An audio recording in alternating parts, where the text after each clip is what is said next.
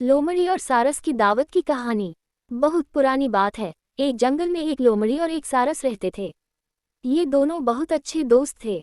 सारस रोजाना लोमड़ी को तालाब से मछली पकड़कर खाने के लिए देता था। इस प्रकार दोनों की दोस्ती बहुत गहरी होती चली गई। सारस बहुत सीधा साधा था, लेकिन लोमड़ी बहुत शैतान और चालाक थी। वो हमेशा दूसरों को परेशान किया करती थी। उसे दूसरों का अपमान करने और मजाक उड़ाने में बहुत मजा आता था। एक दिन उसने सोचा कि क्यों न एक बार सारस का भी अपमान किया जाए और उसका मजाक उड़ाया जाए। ऐसा सोचकर उसने सारस को दावत पर बुलाया। उसने जानबूझकर सूप एक प्लेट में परोसा। उसे पता था कि सारस प्लेट में से सूप को नहीं पी सकता।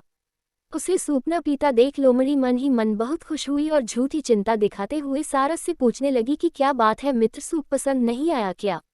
सारस बोला, नहीं मित्र, यह तो बहुत स्वादिष्ट है। सारस ने जब देखा कि सूप को प्लेट में परोसा गया है और लोमड़ी जानबूझकर उससे सवाल कर रही है, तो वह सब समझ गया, लेकिन कुछ नहीं बोला।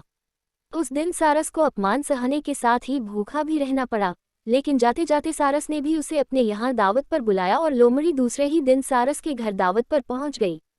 सारस ने भी दावत में सूप बनाया था और लोमड़ी के साथ लंबी चोंच वाले अन्य पक्षियों को भी बुलाया था। सारस ने सूप को सुराही में परोसा। सुराही का मुंह इतना छोटा था कि उसमें बस चोंच ही अंदर जा सकती थी। लोमड़ी पूरा टाइम सुराही और अन्य सभी पक्षियों को सूप पीते देखती रही। इसी बीच सारस ने पूछा कि क्या बात है मित्र, सूप अच्छा नहीं लगा क्या? लोमड़ी को अचानक अपने शब्द याद आ गए।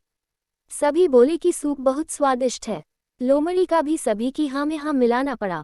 यह सब देख लोमड़ी अपने आप में बहुत अपमानित महसूस कर रही थी, लेकिन कुछ कह नहीं सकी। कहानी से सीख, हमें कभी भी किसी का अपमान नहीं करना चाहिए। हम जैसा दूसरों के साथ करते हैं, वैसा ही हमारे साथ होता है।